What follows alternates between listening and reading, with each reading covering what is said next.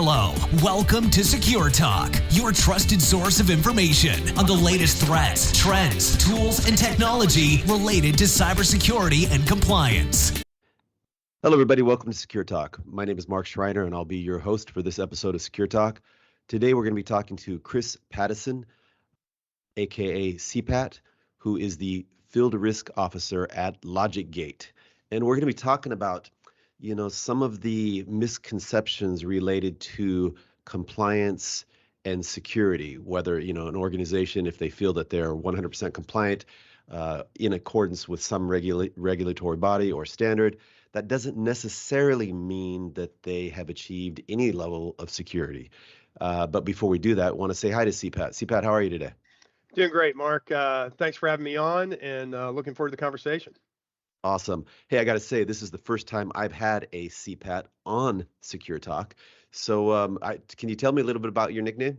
Yeah, it originated from my soccer field name when I used to play soccer, but there are too many Chris's on Zoom calls these days and an email, so this way I avoid getting all the action items when somebody's like, hey, Chris, can you handle that? So it's just much easier to call me CPAT and go from that perspective. So that's where it got started many years ago, and it's continued on, especially in the COVID era. Awesome. Yeah, I mean, there's a lot of Marks on Zoom calls too, so I suppose I should come up with some type of moniker. But there you go. I also play soccer too, so nice. Yeah, good times in the World Cup right now for sure. Very interesting. Yeah, that was it was kind of a exciting game yesterday. We had a lot of shots on goals. I wish we could convert a little bit more, but hey, we'll take the wins, right? Yeah, France just lost to Tunisia, so it's going to be an interesting round of 16 for sure. Wow, yeah. So hey, whereabouts are you located? I am typically in New Orleans, but today I'm actually up in Memphis. We're having a small CISO roundtable up here, so excited to get to that. And I think that this is even one of the topics I think we're going to discuss a little bit around security and compliance as well. Well, it's interesting because I mean, if it's a CISO roundtable, CISOs typically are more involved on the security side, and then every organization is different, but then you also have your compliance team, and sometimes you'll have individuals or teams that will wear multiple hats. In terms of what you see, how is the compliance responsibilities divvied up amongst or shared or kind of organized alongside security responsibilities in organizations? Yeah, so I think this is one of the biggest misconceptions. Is it really ties back to the way we talk about this in the industry, right? Compliance is an extremely broad term, and unfortunately, people don't apply it without really getting the proper context. So typically, when I'm in a discussion with anybody on this topic, my first question is, well, what type of compliance are we talking about? And the way I break it down is from the GRC perspective, there are two little C's and one big C. And so the two little C's really are regulatory compliance, which is just actually another risk, right? There is a magnitude of loss if a regulatory body shows up and finds me, and then what's the likelihood of that happening, either based on my posture and a whistleblower is going to reach out, or they know I have bad posture and they'll come after me with a fine. So that's just another risk. The other little C is framework compliance, which is typically, part of your larger compliance program, but it may be I'm trying to comply with one of these frameworks, whether it's NIST or ISO or COSO.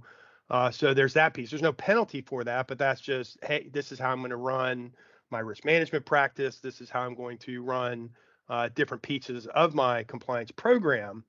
And then when you say GRC, that C, and this has been, something I think the industry's actually got confused very long time ago, because, a lot of the initial compliance work came out of IT compliance with SOX. And so the meaning of the C and GRC got lost somewhere along the way. And you'll hear people like Michael Rasmussen bring this up in the industry, but that was always meant to be the compliance program, right? How am I managing and making sure that the controls and countermeasures I put in place for risk mitigation are operating as expected, right? And so that's a much different type of compliance. That if my compliance program is broken, then I may in fact be insecure, right? Because I have exposures, my controls may be failing, I may not know it. So really, when we talk about these topics, I like to break it down. Which one are we talking about? Are we talking about your compliance program, the C and GRC, Are we talking about the fact that you have regulatory risk because you're financial industry or healthcare, something that's highly regulated? Privacy's obviously become a big one here lately. Or are we talking about, you're trying to tie it to risk management framework or some other framework that's out there from a compliance standard? So the sooner we get better in the industry of sitting down and say, hey, let's talk about compliance. Which one are we talking about? I think that's a big first step for us. Okay, well, let's take a look at each of those areas. So, for example, if an organization, they have a sense that they need to be GDPR compliant or HIPAA compliant, who's typically driving that, and who do they need to work with across the organization to kind of ensure compliance? And so what's funny is that is like as varied as the colors of the rainbow for sure, because it depends on company size, industry, even within similar industries and similar company sizes, they may choose to structure their organizations differently.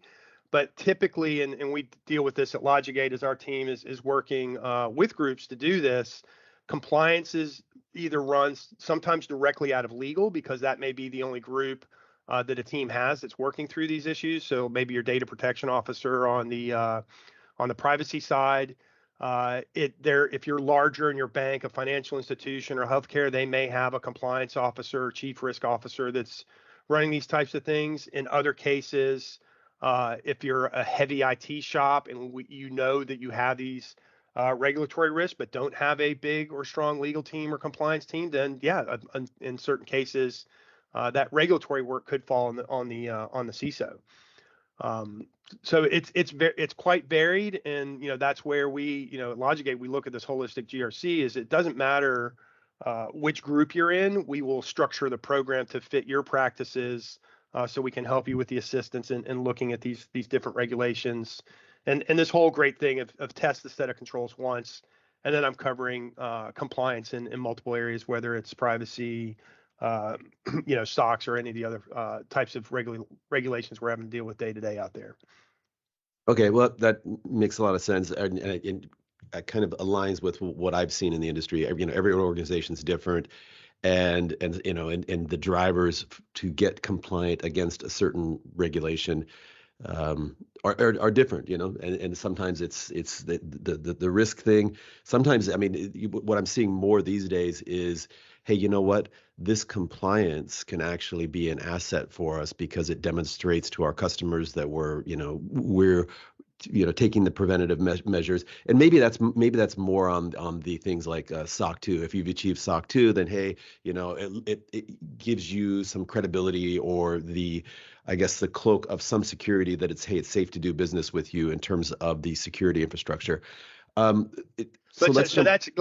that's interesting, right? So let's talk about that. So regulatory compliance, and I'll tell a story from my past. I remember I was sitting in my office. I used to work on a lot of work in the fraud space, and I did run the infrastructure for the GRC program there. And one of my buddies shows up and he goes, "We really need to look at this GDPR thing." I was like, "Look, I don't have time to deal with compliance issues. I've got all these other risks that are out there from an information security perspective we're working on." And he said, no, look at this. It's 2% of global revenue. And I was like, that's got your attention. Well, no, because if you think about it, that fine could actually be, in certain cases, even more than the cost of a breach. So now we are talking about regulatory compliance as an actual risk to the company's bottom line with a magnitude that you can measure. And we literally, in prioritizing our initiatives for that year, we got into the fact that we had to do some level of effort around GDPR being an international company, because that fine or that risk was greater than just about any other security risk we had on the table. Very tied to privacy and things we controlled within the InfoSec arena. But that's a case where that's a big deal. Now, and then you bring up SOC 2. What is the real risk? SOC 2 is also one that's tied to risk, not regulatory, but most people chase SOC 2 in a lot of cases because they need it to do business with other partners, right? If I don't have a SOC 2, then somebody's not going to partner with me. It's a way to mitigate that third-party risk. So again, you can probably sign a dollar value to that. What's the magnitude of loss to my organization if I don't have a SOC 2? Am I going to lose business to Mark's company because Mark does have a SOC 2? So again, it's back to that regulation, while it has the security layers wrapped around it, it's looking to make sure somebody's at least meeting a basic level of hygiene, maybe. It's still, most people pursue that from a business perspective because it's a risk to the business and a loss from that perspective. Yeah, It's a absolutely. have to have. Absolutely, especially if you're trying to win business in the regulated industries, life sciences, financial services, healthcare, et cetera. And anything that goes out to tender, they typically will ask, SOC 2 or NIST or what other security standards have you achieved? But I was looking at the prep for this discussion. And I think you have some opinions related to, whether or not you're compliant doesn't necessarily, or you've achieved a standard doesn't necessarily mean that you are secure. What are your thoughts around that? Yeah, and I think just about every other CISO or risk officer in the market would say the same thing, because when you look at these regulations, while they're directional and they'll tell you, hey, you need to have these things in place, what level and how you actually pursue that and configure it doesn't necessarily mean you're secure, right? You are literally going through trying to satisfy the requirements of that regulation or of that framework, but then that's up to your mix of what you put in from you call it your defense and depth perspective. It's highly subjective at that point. Each CISO may have a different strategy. I was literally on a call this morning talking with some folks about different mixes, and I think I'm going to go this way, or somebody else is going to go that way. So that really ties back to, then you have to have that risk-based approach based on your industry. Who are the threat actors? Who am I up against? What are the potential attack vectors? So it becomes a risk piece tied back with that compliance. So you can check that box, but the way you check that box, it's very important to do that from your threat landscape, your industry, and what you're dealing with, because you could go put in some control that's very weak around one of those standards, and it's not necessarily going to change your security posture all that much, or maybe it's a single layer of defense. But then that also gets back to kind of where we were talking about capital C and what platforms like LogicGate help manage is, you could say, hey, we're going to go buy this control, we're going to install it, but if you don't have a good compliance program that's running on a regular basis, testing that control, making sure it's there, making sure it's operating as expected, your security posture, could be, for lack of being there at all, right? So it's kind of the idea. I have the cameras up in the building, but none of them are working. It's similar to any cybersecurity posture as well. If I don't have a compliance program to go out and test and make sure that the controls I put in around some of these frameworks are actually functioning, I am also insecure at the same time. So it's a little bit of a double-edged sword there, and kind of can get circular, but the two actually do tie into each other quite a bit. So tell me, I mean, you can talk as much as you want about LogicGate, but let's start at the general level. If you're looking at different kind of compliance tools or platforms, what are some of the must-haves? Yeah, so most of the key platforms, and almost every single one of them now is doing this. It is the idea that I can test the control once, and then I can say that control complies with multiple frameworks. So when you're evaluating using tools to do this, you're trying to automate it, because if you go into any of these organizations, there's generally a handful of people. I was very fortunate, working for a large enterprise. We had 200 or 300 people on our team, but working for startups and with startups now, or people further downstream in my role as a field risk officer, they don't have that. So those platforms that allow you to do the testing once, comply many, how many standards do they support? How many integrations do they have? Can they get some of that risk telemetry, so that your first line of defense, the people operating these systems or doing these processes, they don't have to answer questionnaires, so they can actually get an automated response from evidence collection or management of those controls. So that's another great feature. Automation is clearly coming deeper, automation integration deeper and deeper into the space. Just as organizations are finding out, we don't have the time, the people, or the money to do all these things manually by filling out forms and doing these very manual processes. So that's also become key. The more aggressive organizations, kind of at the higher end in the Fortune 500s and such, they're on the edge of doing things like continuous monitoring, and that's really the panacea, right? Because back to the C and GRC, my compliance program, if I'm only testing it once a year, what does that mean? The other 12 months of the year, am I still in good security posture? Maybe, maybe not. The threat environment changes, the regulations change. So the more mature organizations and the organizations that have the funding to buy the more advanced tools, they're getting even deeper into continuous monitoring, right? So I can tell, similar to go back to the camera analogy, from a physical security perspective, I know immediately, hey, the camera system's down. We got to get somebody out there to go fix that. Versus, I only check it once a year. Hey, how long has this camera system been down? Oh, it's been down for 6 months. And maybe the operator, on the front line knows that, but maybe he even missed it. I didn't realize the red light was off. It wasn't working. But that's really what you're up against. There's so many companies.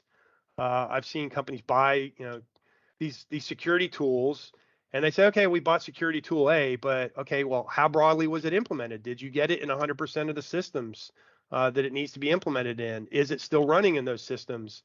That's the key thing, that the GRC platforms help CISOs, help organizations manage just all of that work across everything they have in the security domain, validate that those things are up and running, and whether it's framework compliance or whether it's regulatory compliance or just addressing the threats that they know are coming at them. That's the key.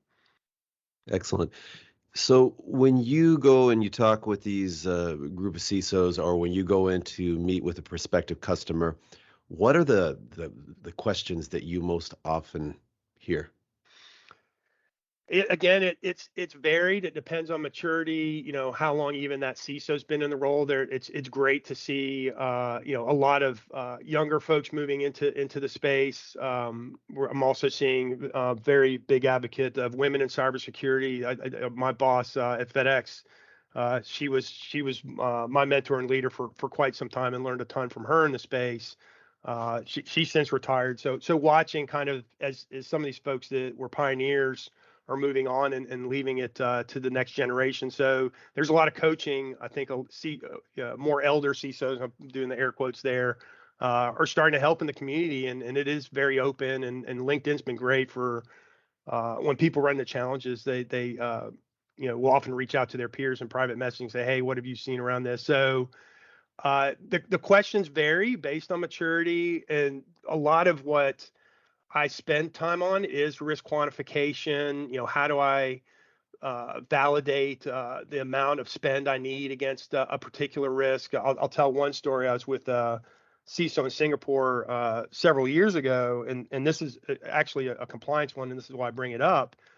So she had her team there. We had their risk register up on the screen, and there was a particular privacy regulation they were starting to deal with over there. And she said, hey, why do I have 10 or 20 of these risks in my risk register, and how do we need to start working these?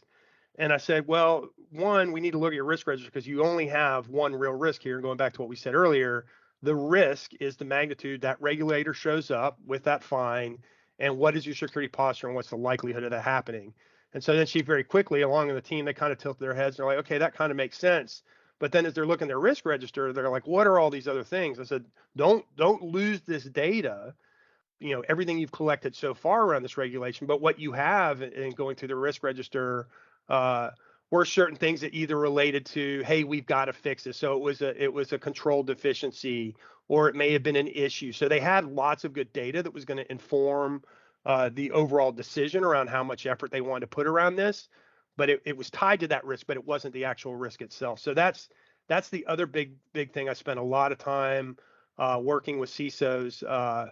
Be sure you understand the definition of risk. Be sure challenge your teams on what they put in the risk register. Is it an actual risk? If your business partners and the people that you're working to defend can't assign a dollar value, and they can't assign a likelihood of, hey, this is going to happen once a year, it's going to happen once in a decade, this can happen multiple times, they can't start to give you some level of likelihood, then you're probably not looking at a risk. My favorite one is people say, oh, cloud is a risk. Nope, cloud is a platform.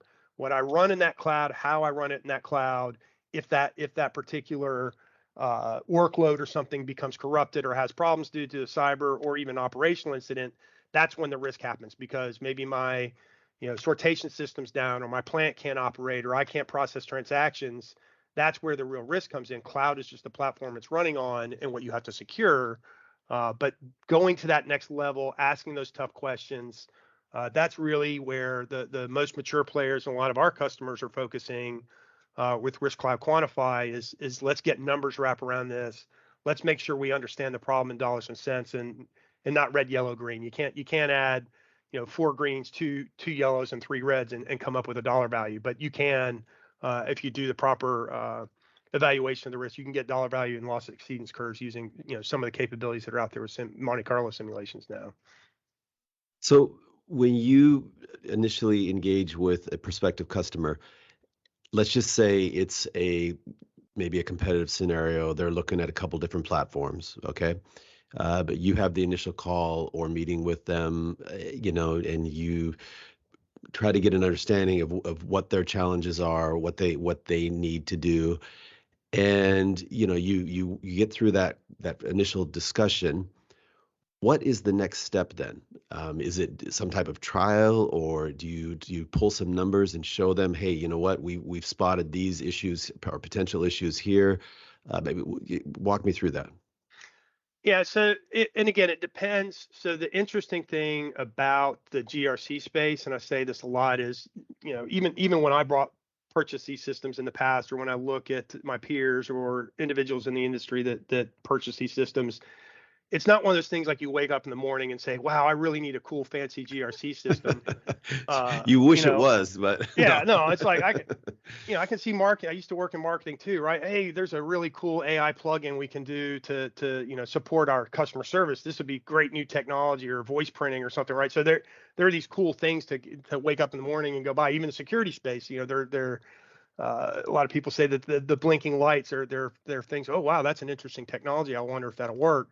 But GRC, it's not typically that way. What I see more than in most cases is somebody's had a material finding in an audit. The external third-party audit has come in and said, you guys are in such a mess.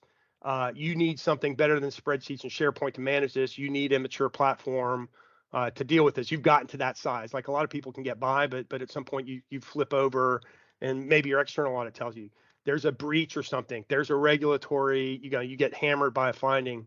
So typically there's a compelling event. In rare cases, maybe if there's a CRO or, a forward-looking leader in the risk space, they may say, hey, if we pull all this together, we can save money, improve operations, improve our risk posture. But, I'd say that's like 5 to 10% of the market. So typically engaging customers is what's happened, what's your compelling event, let's get you started. So maybe it is third-party risk because they had a problem with a third-party vendor.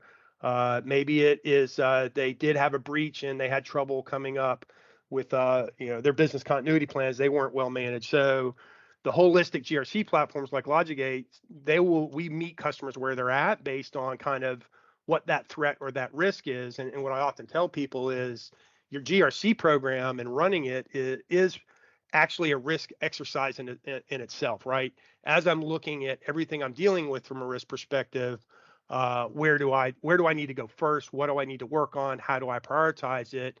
Guess what? That's your risk register, how you get the planning. So in a lot of cases, my first question, if I'm dealing with leadership in organizations, is what risk management framework are you using? Are you using NIST or using ISO?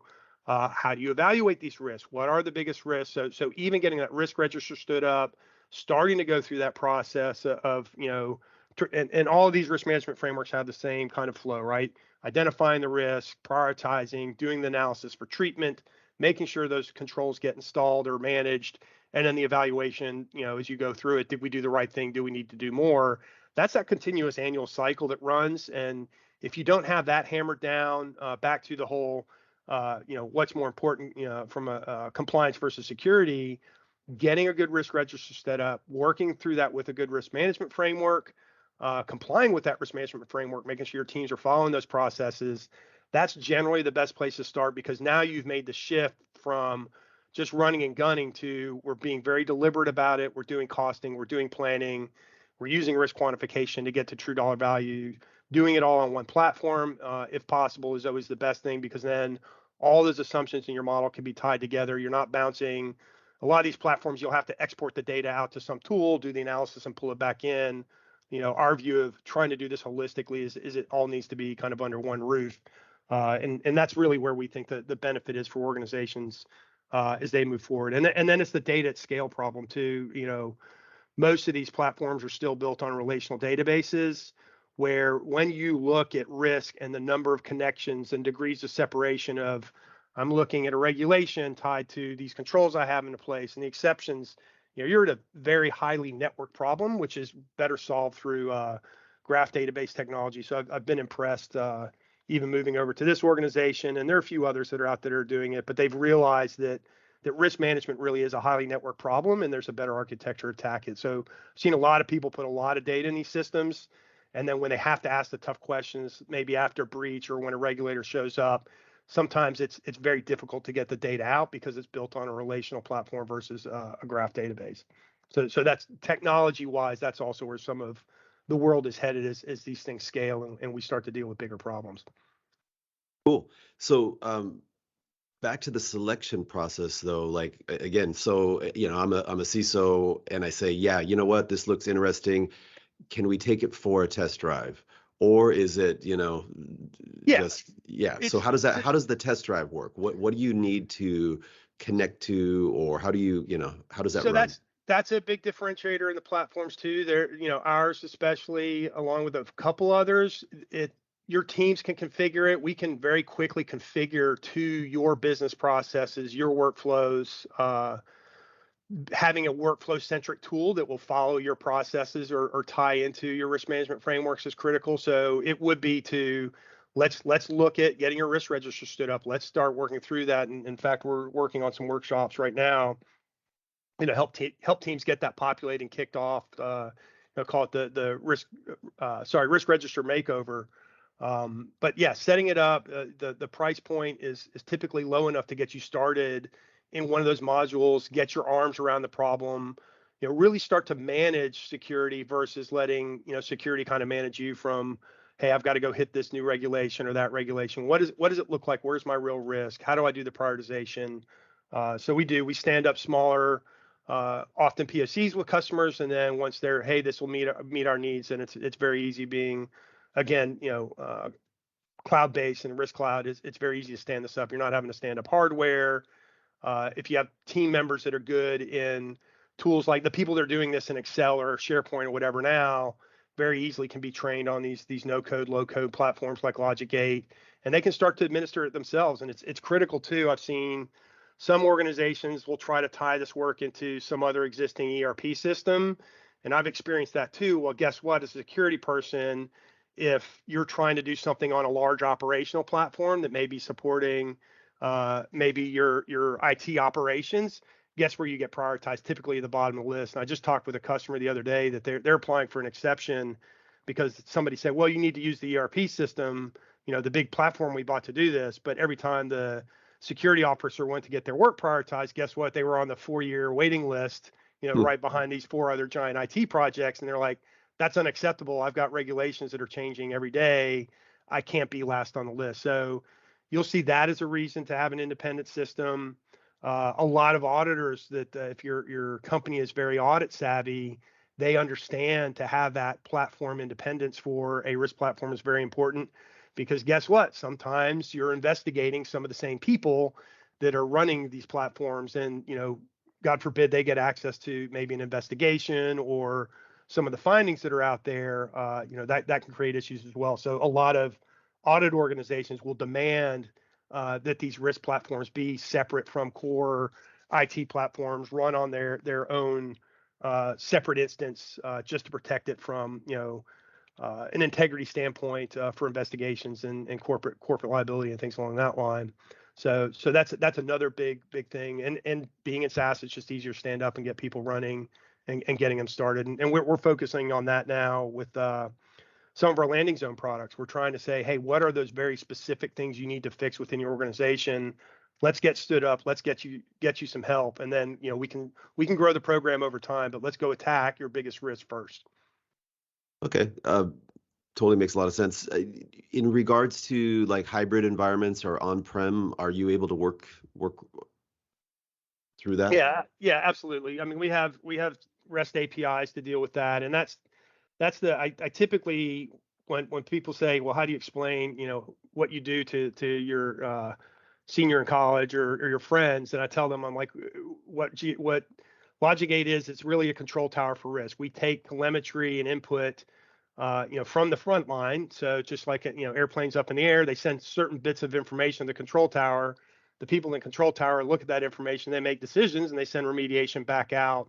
In the airline case, back out to the airplane. In the business case, it's back out to that business unit. Hey, you need an exception here, or we need to improve your compliance, or you're sending those directions out. So when you look at integrated risk management platforms or GRC platforms like LogicGate, that's our goal, and that's why it's important to have those integrations to be able to take that telemetry in from those different platforms, help with the decision making, and then push it back out. So, and that gets back to the automation. A lot of these platforms, where if they're just doing that data collection on forms, that's a heavy impact to your first line of defense people, right? They have to operate those systems. They have operational obligations. They don't have time to sit down and fill out 20 different compliance forms manually. The more that can be automated, the more telemetry that can be collected through integrations to either on-prem or other cloud systems accelerates that. And that again is kind of where things have been moving over the past few years, is how do we continue to automate this,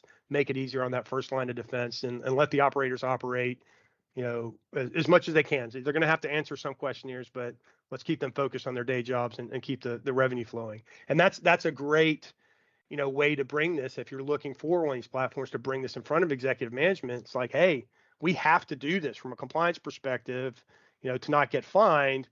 But this manual process we're doing is taking so much time. Our operators are not operating. Let's get this automated. Let's make this easier on that first line. Let's do the best we can through integrations and risk telemetry collection. Have you done any kind of cost benefit analysis or ROI based, your time savings or your hours saved versus the cost of the tool, the platform?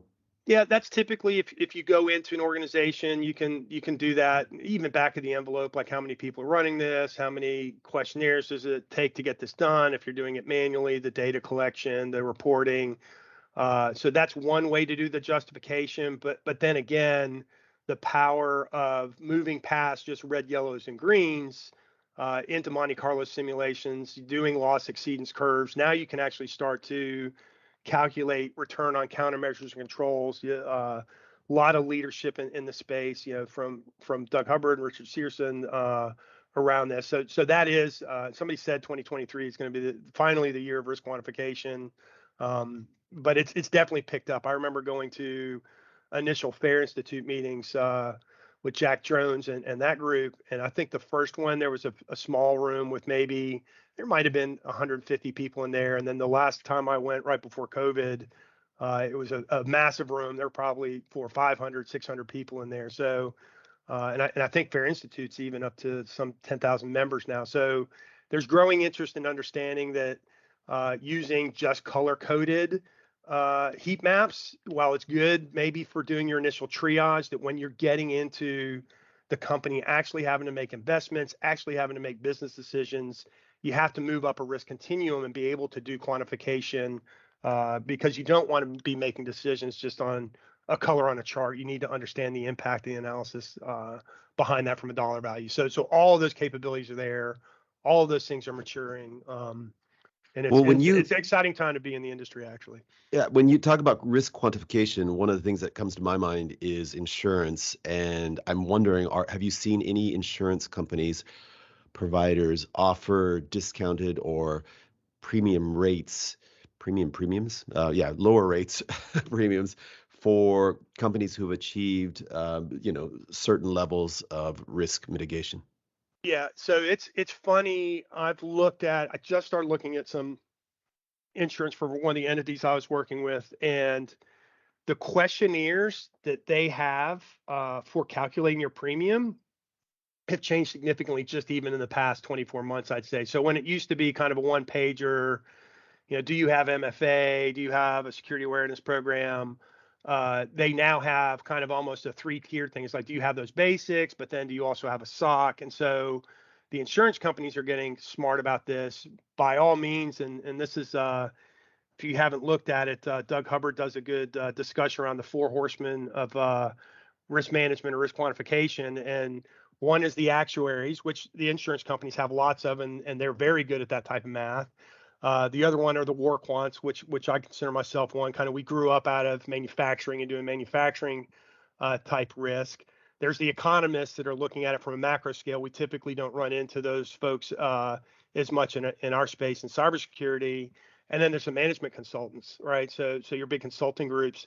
That's where the red, yellow, green came from. Is it was easy and boards of directors could understand it, but the math behind it is kind of not all there. Again, great way to triage, great way to communicate information, but you really have to get into that actuarial or kind of the war quant people that are doing simulations. They're actually tying it to dollar values, the traditional actuarial activity. So I do think we're going to see the insurance companies getting wiser, and where, if you think about car insurance or something like that, the amount of data they have and the ability for them to forecast and adjust premiums, I think over time they are also going to get into that space, and we'll see it. There have been instances I know where organizations have pushed back on premiums, and based on information in their GRC platform or other information they have, they're able to say, hey, here's everything we're doing. We think we should have a lower premium based on the questionnaire you submitted. And in some cases they're able to negotiate it down, but I think the insurance companies are definitely getting wise, and I think they've taken a hit on a lot of these cyber breaches. And interesting discussion at RSA this past year around the whole business email compromise thing, right? The insurance companies are shelling out a fair amount of money for that right now, where the CEO accidentally ships a bunch of money over to some adversary just from a well-crafted email with some bank account numbers on it, and I think the insurance companies are taking a hit there, so they've adjusted some things around multi-factor and doing their investigation more. So I think it's going to be much like over time, it'll be like your driver's insurance. They're going to have enough information on your company's posture and how you're going to prove it, and that will in fact, just like your auto insurance is going to change your premiums. I haven't had 2 wrecks, so it's lower. There's history there. There are things they can use to calculate it. And then think about it, right? So you look at some of the insurance companies now have the device you can plug into your car computer, and it's actually tracking telemetry. Longer term, as this continues to evolve, I think that's where we're headed. Yeah, and I'm also thinking from the other side that if I'm a CISO, I want to rationalize the purchase of one of these risk management platforms. I mean, obviously we already talked about the savings that come from automation, but if you can walk into the CFO's office and say, oh well, in addition to the savings in terms of the hours required for these tasks that can be automated, we can also reduce our insurance premiums by 10-15% for Exactly. cyber risk. And that totally rationalize it. And then your CFO is like, yeah, okay, you had me at automation, but now you got me with reduced premiums. So definitely let's look at this. And so what have you done there, right? You talk the language of the CFO. This is why risk quantification dollars. One of the easiest conversations I had in InfoSec is it was kind of my first foray into doing fair quantification. And I walked in with a business case. I had dollars tied around, hey, I need X number of dollars to bring in this tool. The risk level is this.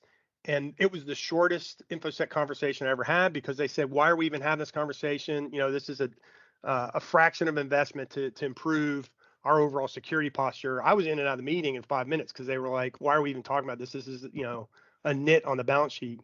That's going to save us a ton of, improve our risk posture. And this in particular was a fraud issue I was working.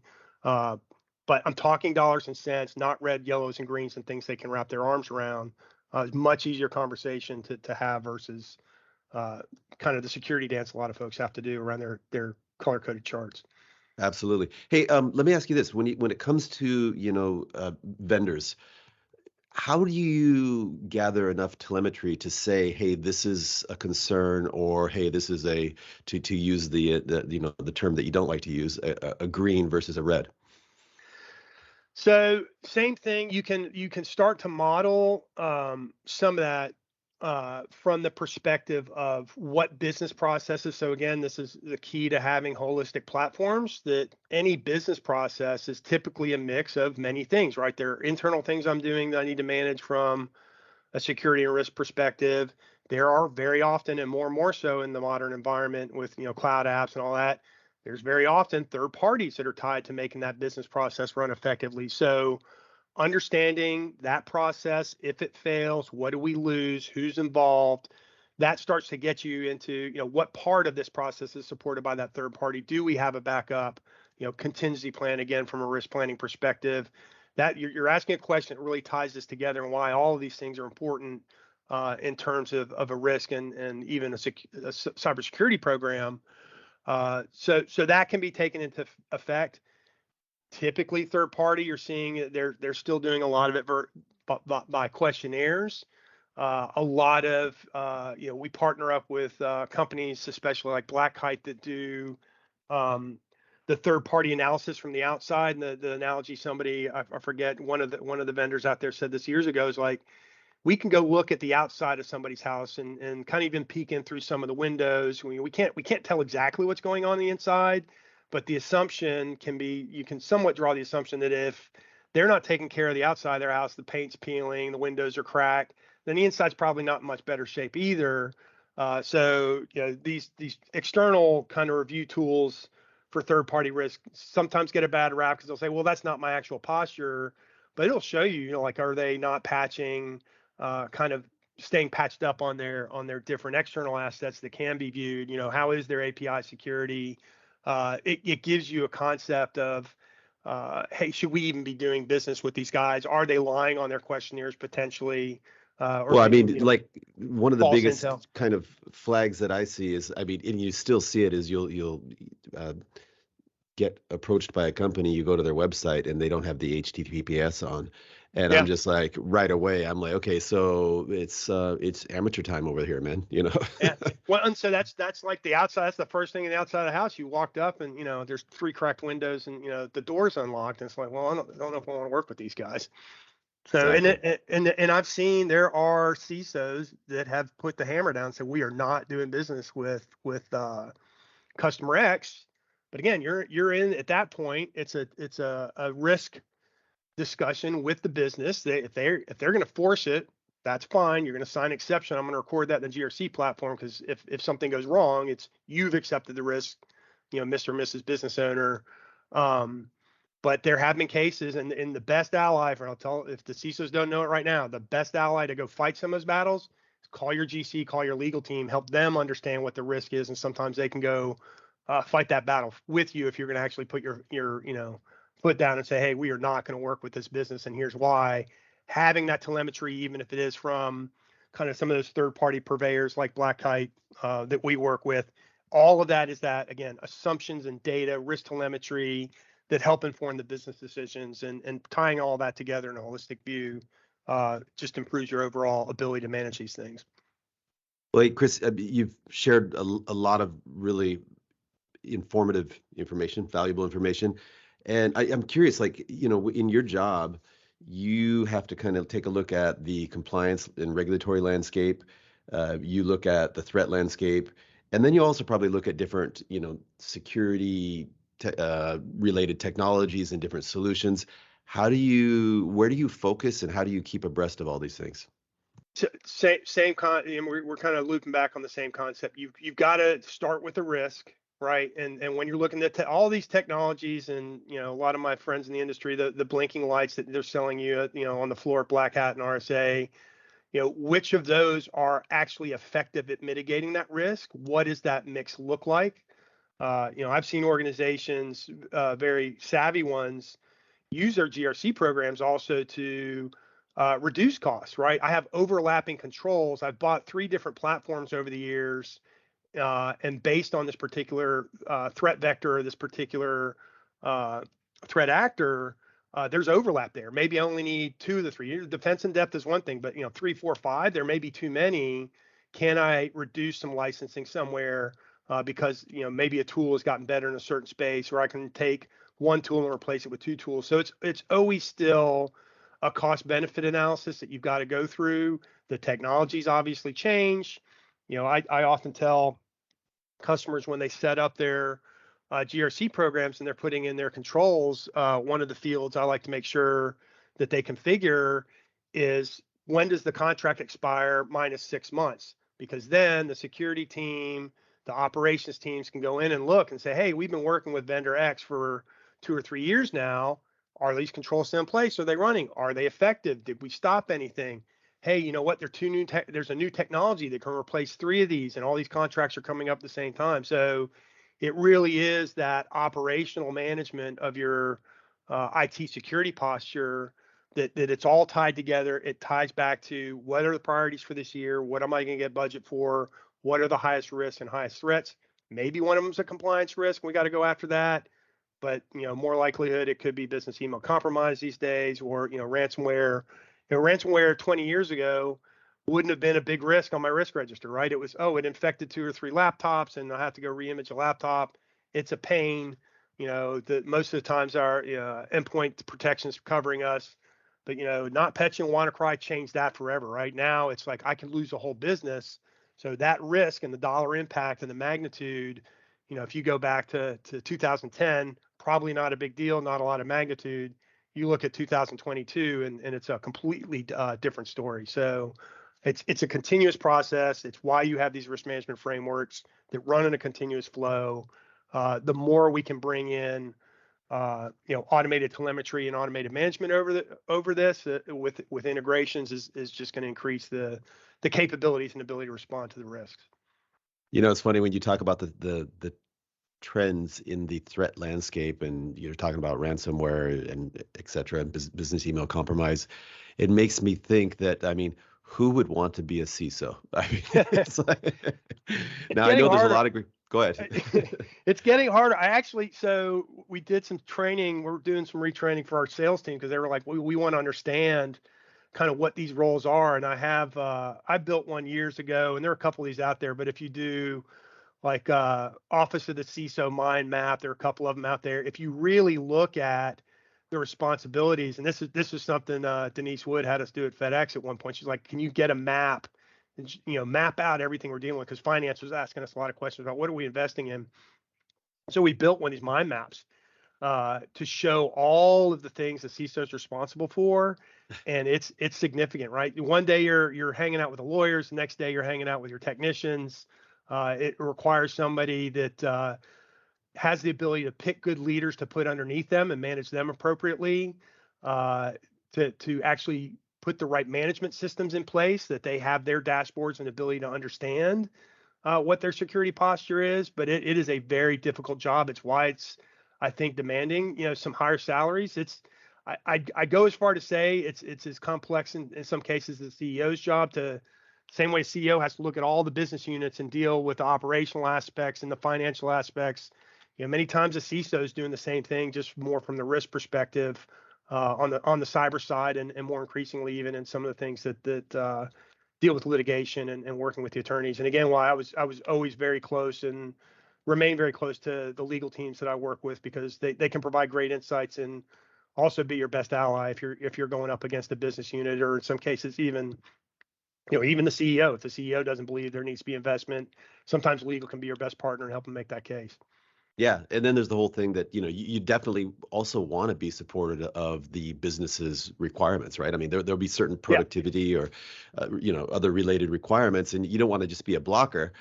You want to figure out, okay, what's the acceptable level of risk here, and let's have a conversation about that. And it's it's a very important and demanding job. So hats off to all the CISOs out there. Yeah, Alan Alford and I talk about that quite a bit. It's like, we do not want to be the department of no.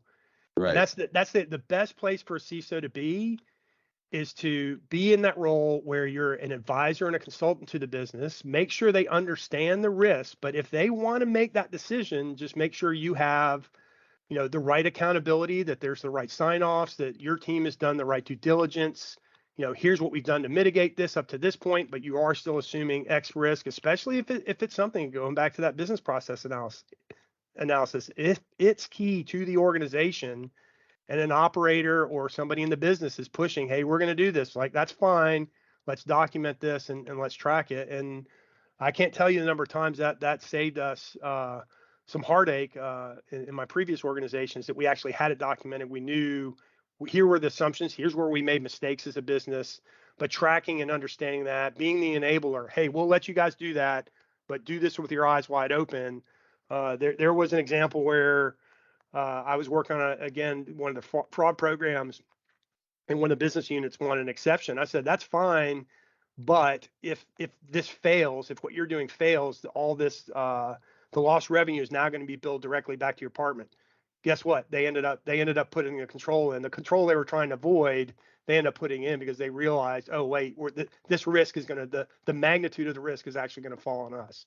So the more, and again, if you can get to a dollar calculation, makes your job as a CISO making those cases much easier. You're speaking their language. That's If you go back to the business unit, it's like, this is going to cost you 4 yellows. They're going to look at you like, okay, whatever, I'll sign that.